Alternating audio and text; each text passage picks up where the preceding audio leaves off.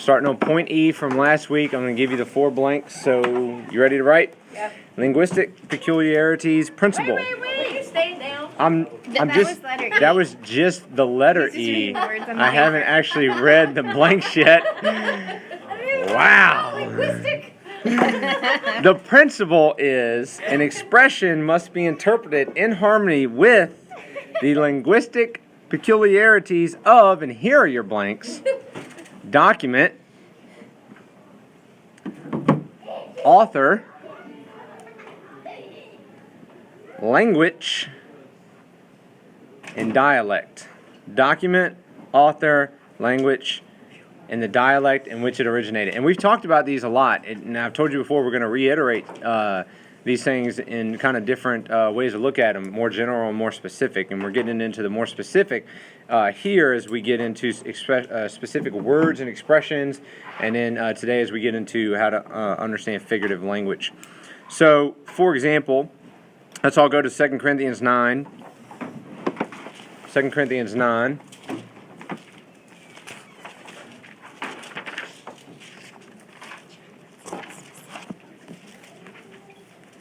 You don't spell specific like the ocean, as I've been told that I say it that way.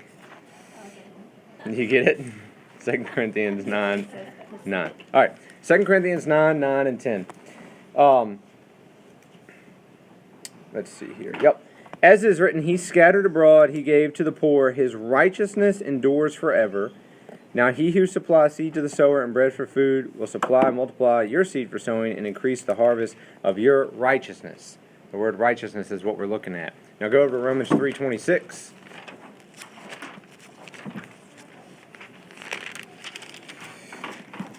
Now, same or different author? Same. Paul wrote both letters, unless you're a liberal. Even then, you would agree he wrote both of these, so never mind. Romans 3:26. Just decide. Romans 3:26. For the demonstration, I say, of his righteousness at the present time, so that he would be just and justifier, the one who has faith in Jesus. All right, so the word righteousness, we have to interpret it in harmony with the document, the author, the language, and the dialect. Same author, we said, same language. Different document, though. Romans versus 2 Corinthians. So is there any difference here in the idea of righteousness between these two passages? We've talked about Romans a lot. What have we said Paul uses the word righteousness in reference to in the book of Romans?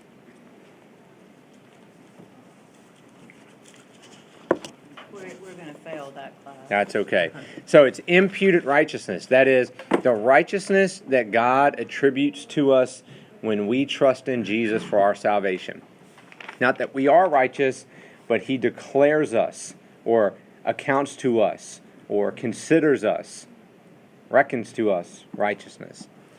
2 Corinthians, though, on the other hand, is more referring to a personal righteousness that is required of us. See, he will increase the harvest of your righteousness. So, question.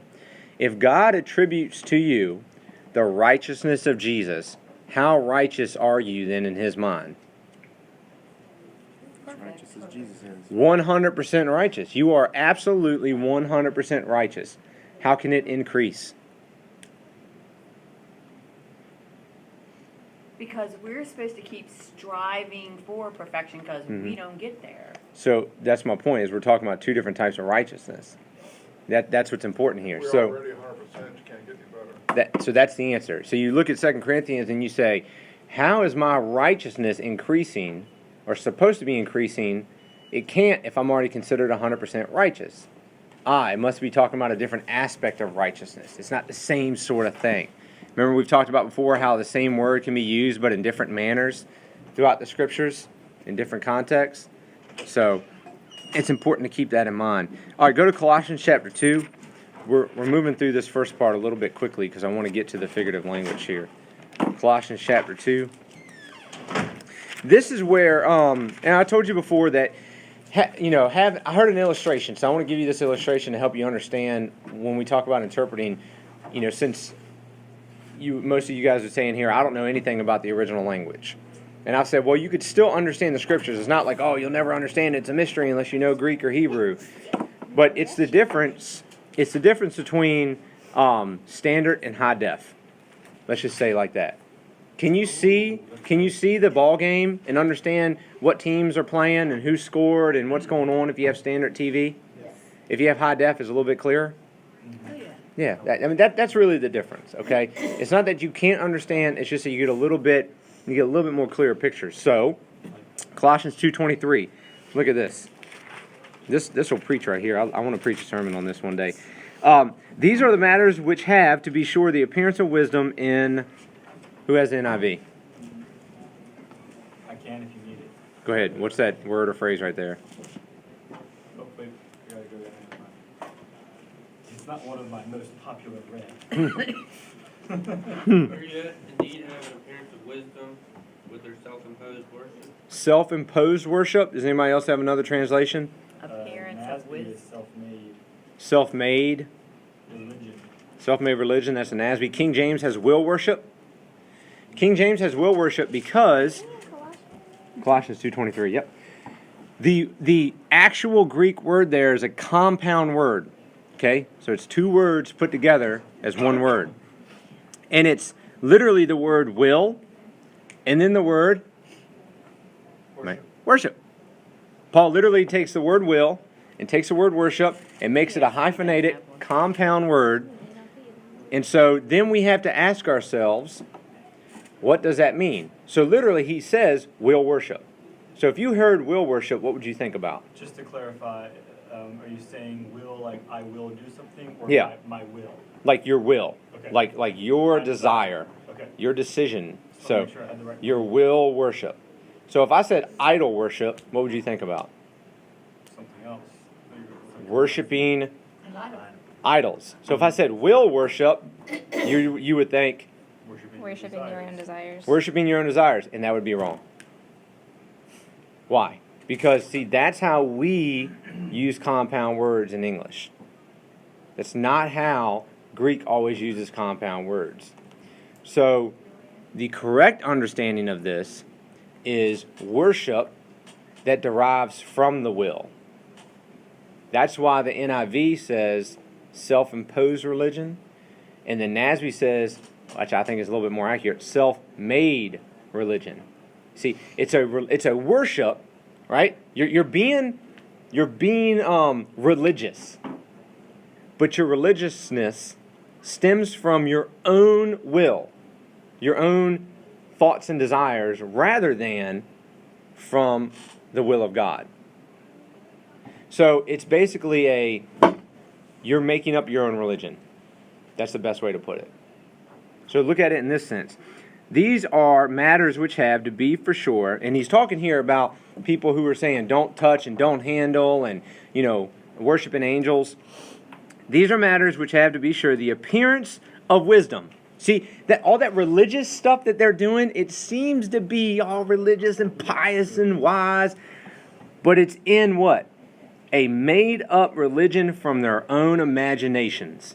Read it like that. And self-abasement and severe treatment of the body.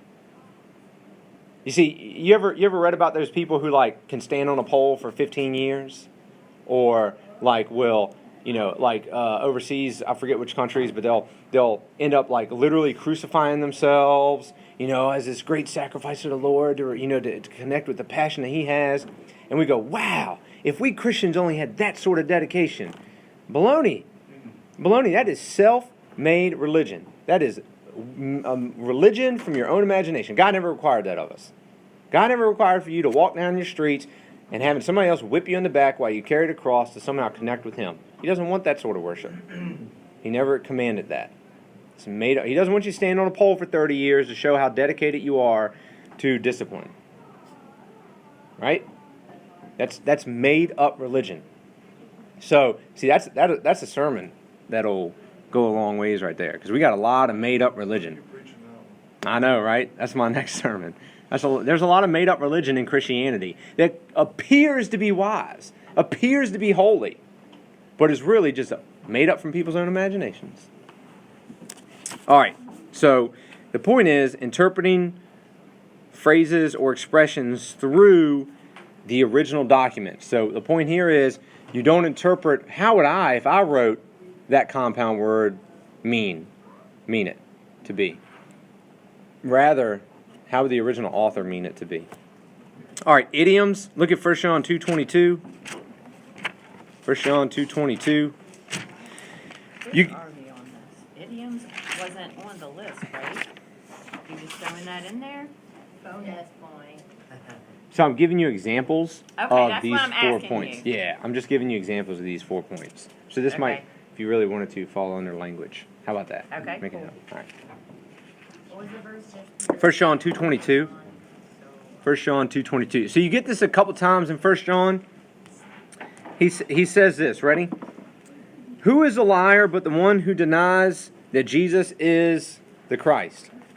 Well, in the original it says, who is a liar but the one, it says, who is the liar? It is the man who denies that Jesus is not the Christ. That sound a little weird? The man who denies that Jesus is not the Christ. You have to stop and think about that one for a minute. Sounds kind of double negative. It's a double negative thing, right? And earlier in John, he says,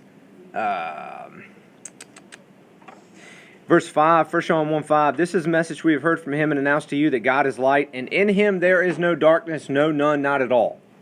That's literally what the original says. But here it just says, there in him there is no darkness at all. But the original is, no, there is no darkness in him at all. All these double negatives. So in English, when we do double negatives, what does it mean? Positive. In Greek, when they do double negatives, it means an emphasis on how negative it Way is. negative. Big time negative. It's a way double negative. Way negative. I It's like a- Darlene's. It's So- way negative. So this comes into play not only in the negative sense, but also when you have these idioms. I'll give you 3 idioms that you might read in the scriptures. You ever read in Romans where it says, the righteous man shall live by faith, and it says, from faith to faith. You ever read that? Oh, yeah. You ever read in 2 Corinthians where it says, it says our outer man is decaying, but our inward man is being renewed day by day from life to life. Or other places where it says from hope to hope. What does that mean? From faith to faith, life to life, hope to hope. Double positives? Which would mean Negative. Way positive. super positive. It means an ever increasing.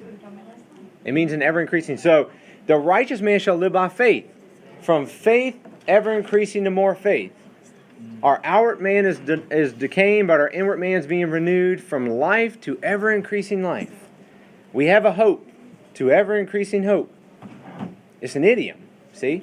It's an idiom. All right. Let's go to point F. Synonyms. We're not going to spend much time on this at all. It's pretty basic. Every language contains words that are roughly synonymous. Remember I've pointed this out to you guys before? Correct. Yes. Thank you. As a writer is familiar with his own language, he must generally be given credit for choosing the synonym which properly conveys the shade of meaning intended. Conveys the meaning intended. The shade of meaning intended. Shade of meaning intended. So, real quick, and we're not going to get into this. I talked about last time the difference between agape and phileo. Remember how you've heard sermons how agape is unconditional love and phileo is brotherly love, and I said, well, that's not necessarily true. I'll clarify that in the scriptures, there is a concept of unconditional love and a concept of brotherly love. To convey the concept of unconditional love, the biblical authors will use both the words agape and phileo. And to express the concept of brotherly love, the biblical authors will use both words agape and phileo. So the concept is there. There is a concept of a difference between unconditional love and brotherly love. But both words are used for both concepts. All right, you can just do a word study on your own. You'll see exactly what I'm talking about there.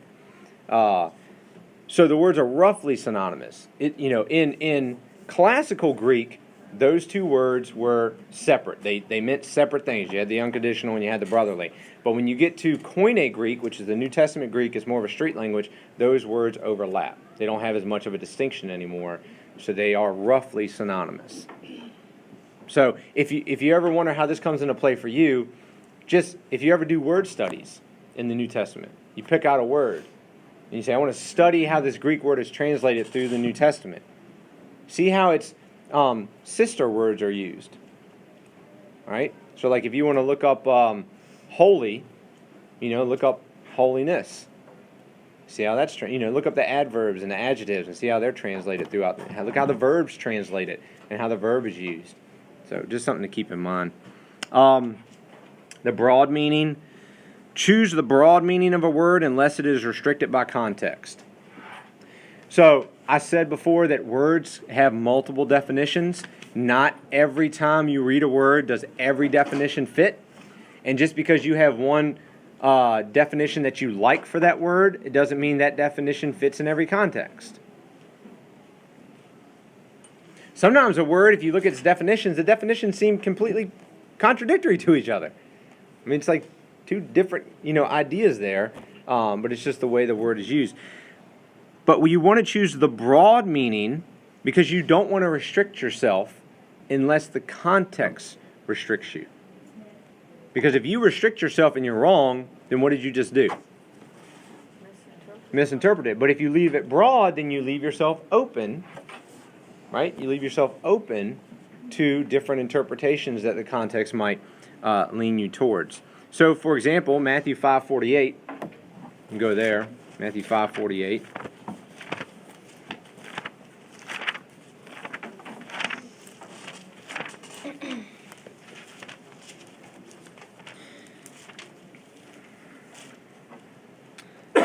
So this is in the context of the Sermon on the Mount. Jesus says in verse 43, you shall love your neighbor and hate your enemy. I say to you, pray for those who persecute you. And, you guys know the rest, right? You got to love your enemies, right? Because, why? God loves them too. Then it gets down to verse 48. Therefore, in conclusion, based off my previous teachings, you are to be, what? Perfect. For your heavenly Father is perfect. Now, what does the word perfect mean? What can it mean? Mature, complete. Without flaws. Without flaws. It can mean absolutely 100% perfect. Now, is that a specific or a general definition of that word? It's pretty specific. That's pretty specific, right? The word perfect can also mean in the scriptures Mature and complete. mature, complete, right? Sure. Is that more broad, more general? Because if you say somebody's mature, they could also, be more specifically, perfect. Jesus was mature. He was complete. He's also perfect. Somebody can be mature and not perfect, correct? But if somebody's perfect, they can't be immature. They can't be incomplete. So we see that the word perfect in the sense of absolute 100% perfection, moral perfection, is more specific than the broad term or the broad definition of complete, mature. So in this context, you leave yourself broad and you go, well, God wants us to be mature in our, in our morals, to move beyond just not hating somebody, but also loving them. Now, if we went and said, God wants us to be 100% absolutely morally perfect, that's a little bit more restrictive, and I think that forces the context and kind of contradicts a lot of other things than what the New Testament tells us is the Christian life. All right, let's see here.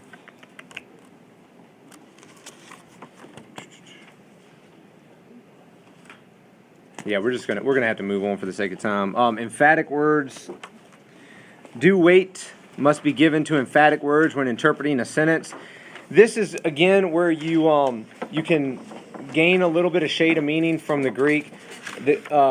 Whereas in the Hebrew, the way they make something emphasize is they will repeat it. Isaiah says, holy, holy, holy is the Lord God Almighty. He's doing that for the sake of emphasis. In Greek, they don't construct their sentences like we do, where they, subject, then verb, then object. They can emphasize something by putting it at the beginning of a sentence. So you might read, like where Jesus says, the Father sent me to do His will. The Greek would read, if you translated it word for word, sent to do His will, the Father, me. What? You have to rejumble it all around for English for it to make sense. But why might certain words be at the very beginning? Because the author's trying to give you an emphasis here. Okay, like a little leaven leavens the whole lump. Well, there's a difference between saying like, if you have a little bit of gossips in the church, they can really mess your church up. And if you say, just a little bit of gossiping, some words, where people are just running their mouth, that can tear a church apart. It's a big difference, right? It's a big difference. Now, a few gossips can hurt the church. There's a difference of emphasis there. Greek emphasizes it by putting that at the beginning. Just a speck of leaven. Leaven's the whole lump. Mess the whole church up. Says something in regards to church discipline, does it not? Just saying. All right. Let's move on to the new sheet. Who needs a handout? All right. You pass that around. Those two guys. Right. Any questions on words and expressions? All right. Figurative language. We need another one? This. I think I gave this to you when you first got here. I know, but are you short one? Anybody else need one? All right. We're good. All right. Rules for interpreting figurative language. Question. Quiz. That is pop quiz. Here we go. Oh, no. Pop quiz. Is most language literal or figurative? Not just Greek. I'm talking about language in general. I'd say most. Is Most literal. is figurative. You're always late. I could eat a horse. I'm so hungry. It's the most tired I've ever been in my entire life. That person's the worst driver of all time. You said that literally. Yeah. I literally am just so tired right now. Literally. I'm gonna die without my coffee. Okay, most of the time, language is figurative. Okay, and we don't mean that in the sense of like we're speaking in these high metaphors and stuff like that. But man, everybody was at the concert. Everybody was there.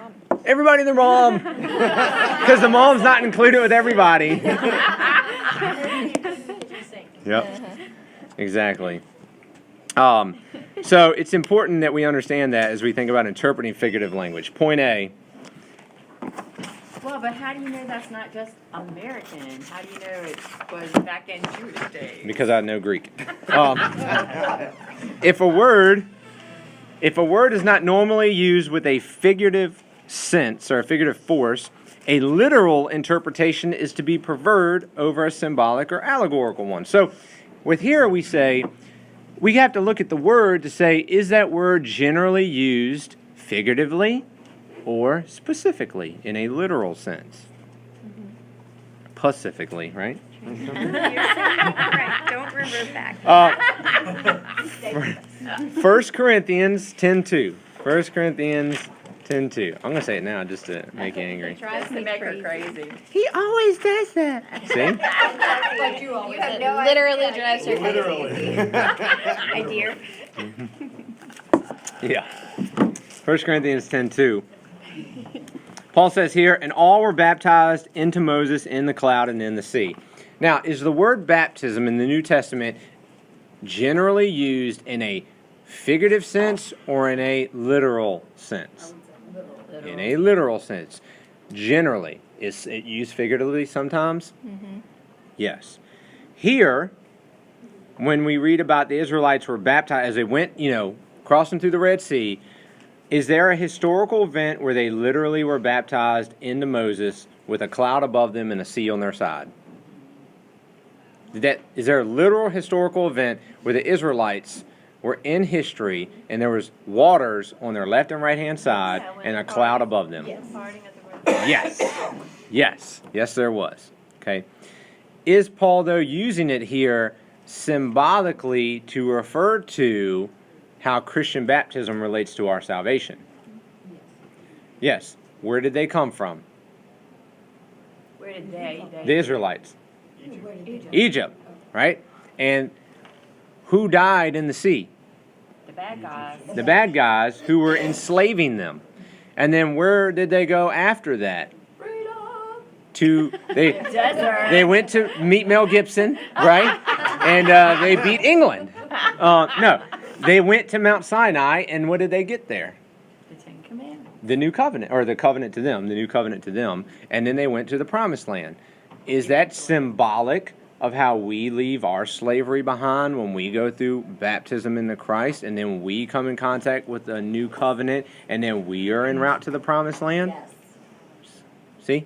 Figuratively, that sounds very similar. Yes, very nice, very nice. 1 Corinthians 15:29, don't need to turn there. Paul, remember the baptism for the dead?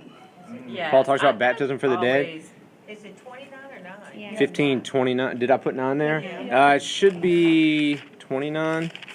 Let's see here. Yeah, verse 29.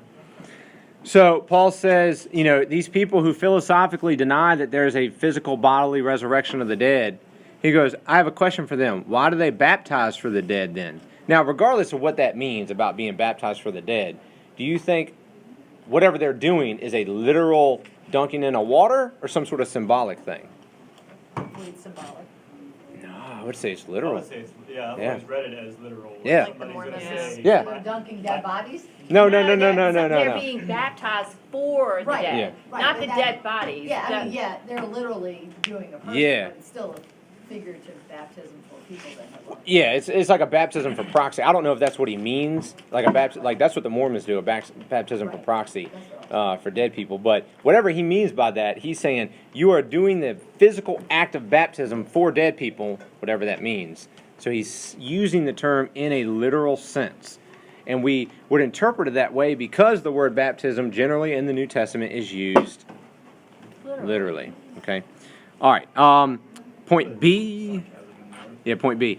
When interpreting figures based on analogy, the nature of the imagery must be considered. The nature of the imagery. So, here's something to consider. All right, and this is important. This is actually really important when it comes to understanding figurative language. You interpret the figure through the doctrine, not the doctrine through the figure.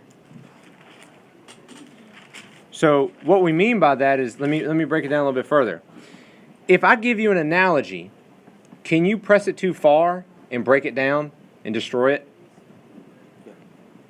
Yes. Sure. Yes, you can. Push it too far, it just doesn't make any sense. Absolutely. Yeah, I mean, you can. If every analogy breaks down over time because it's only an analogy. So if you try to nuance it and split hairs and semantic game this, then the person's going to go, okay, yeah. That wasn't the point, though. Right? That wasn't the point. Like if I said, well, life's kind of like a baseball game. Well, I mean, I might be able to make a point from that. But then you go, well, so are you saying there's only 9 people who are actually living right now? And then, the curveball, that's like, life. Yeah. So then after 3 strikes, I'm dead. Is that what you're saying? And what happens if, it's like, oh my gosh, no, stop. I was just saying sometimes you get curveballs. That's all I was trying to say. Sometimes life throws you curveballs. That's all I was trying to say, and you're breaking down way too much. You're telling me the manager can come and kick you out of the game because you're pitching bad? Shut up. Hey, Billy, Why am I talking to Can you? you give us that sentence again where you said interpret? You interpret the figure through the doctrine. You do not interpret the doctrine through the figure. Because the figure can break down. The doctrine's solid. So if you have a doctrine that God imputes to you righteousness and you try to give a figure to explain what that means, you don't then change the doctrine because the figure is kind of, maybe has a bunch of weird parts to it. Let me just give us some examples. Maybe this will help us understand. Matthew 13.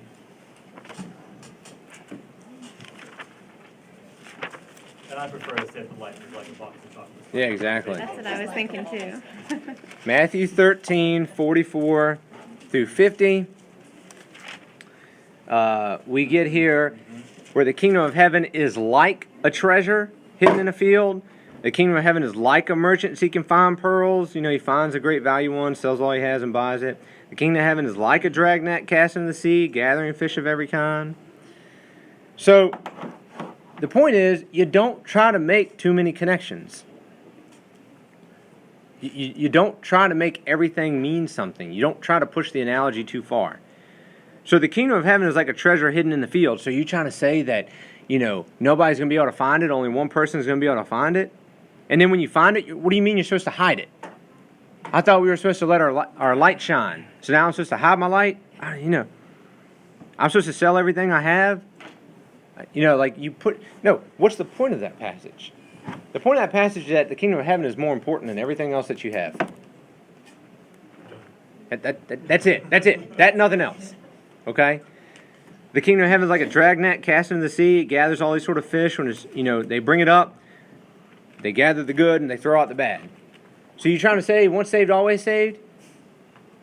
God just drags us all in. He saves whoever he wants and throws away whoever's bad. I don't have a choice here. I didn't have a choice to come into the kingdom. I didn't have a choice to get thrown out of the kingdom. What are you talking about? How did you get that? Yeah. Jeez. No, that's not the point. He's saying in the kingdom there's going to be good and bad people, right?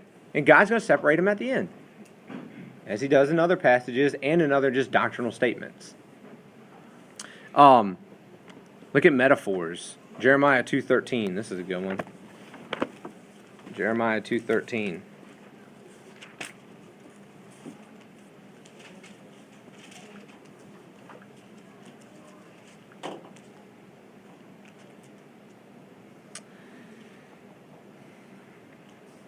For my people have committed two evils. They have forsaken me, the fountain of living waters, to hew for themselves cisterns, broken cisterns that can hold no water. This is God talking about the Israelites, most likely talking about their foreign policy. God often talked to them when in reference to the wars that they were going to fight, and what did he say? There's a lot of things. Yeah. In reference, yeah, Be that's more that's specific. true. So, I'm thinking like, don't take any prisoners, don't marry. okay, how about more in reference to how are they going to win the battle? Utter destruction. Yeah, Trust trust in in me. Him. Trust in me. Don't go build up a bunch of chariots. Don't go, trying to get all these other nations to fight battles for you. Trust in me. I'll be your warrior, right? I'm the leader of the army here. I'll drive out the inhabitants. He said, my people have committed two evils. They've forsaken me, and here's the metaphor, the fountain of living waters, to hew cisterns for themselves, broken cisterns. So, essentially, the metaphor here is, God is a what? Fountain. Yeah, he's a really good well that produces a bunch of water, Never ending. never ending, Never drying. always fresh. And you have this, right? I mean, we have tap, right? And we have a fridge that has water, most of us. Take away from all of that, and you have to go to the well every day to get your water, to wash your clothes, to cook your food, to drink, to feed your animals, all that stuff, right?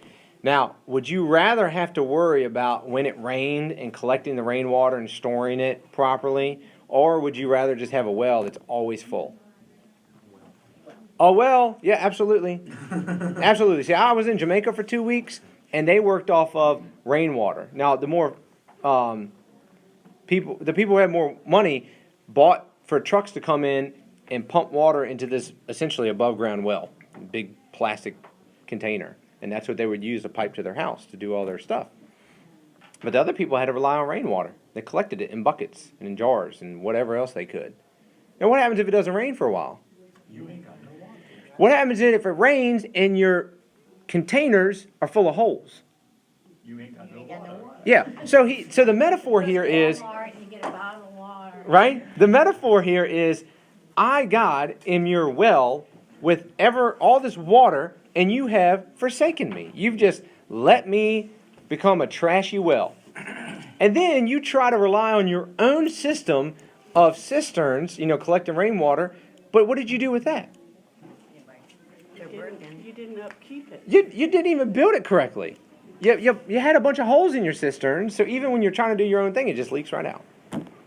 That's the two evils. See, it's a metaphor. Is God really a well? No. No. Right? No. Yeah, that's the metaphor there.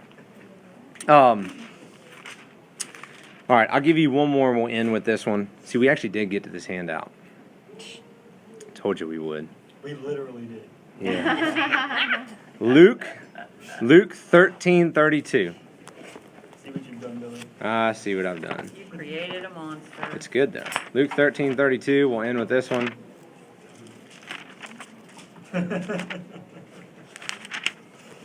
All right. So Jesus is doing all sorts of healings and teachings in the villages, and the Pharisees approach, verse 31. Go away, leave from here, for Herod wants to kill you. And Jesus said, you go tell that fox, behold, I cast out demons and perform cures today, and tomorrow and the third day I'll reach my goal. Now, maybe a few decades ago, here in America, if you heard a guy say generally it was about a female, she's a fox, what did he mean? She was attractive. She was pleasant to the eye, aesthetically. Right? Now, do you think that's the way Jesus is using the term? Probably not. No. Number one, because he wasn't a 21st century American, right? That's right. So how do you think he's using the term here? Sly. Yeah, right? Generally, like if you grew up on a farm, you think about a fox as like a little weaselly creature, right? Sneaking into the chicken coop. House, yep. Yeah, little sly dog, little cunning, junky animal, right? That's how he's referring to Herod. He's like, you tell that little sly dog, that little cunning fox, kind of like a little scaredy animal, right? A fox isn't going to sit there and try to stay in a fight you or run around, sneaks up at nighttime. You tell that, sneaky little cunning fox, this is what I'm doing. I'm not scared of him. It's also something to learn when you think about that and say, if you don't have anything nice to say, don't say anything at all. Sometimes that don't work. Sometimes, yes, for kids, sure, you could tell them that. But when you get older and, you're an adult and you have a little bit of wisdom, do you always have to say nice things? No, you have to tell the truth. It sounds here that Jesus is being kind of rude, don't you think? He just called somebody a name. He just told them basically, I don't care what you have to say. I'm going to keep doing what I'm doing. And you tell that little fox, too bad. So, Pretty awesome. yeah. So you think about, being a Christian, what would Jesus do? Well, sometimes he told people, I don't care. I'll keep doing what I'm doing. Tell that fox to be quiet. So, but you learned that from the metaphor. He's obviously not referring to him as a literal fox. It's a metaphor. All right, any questions on that? Okay, we're gonna 2 more lessons on figurative language, and then we'll do 2 lessons on prophecy, and we will be done the series. Sound good?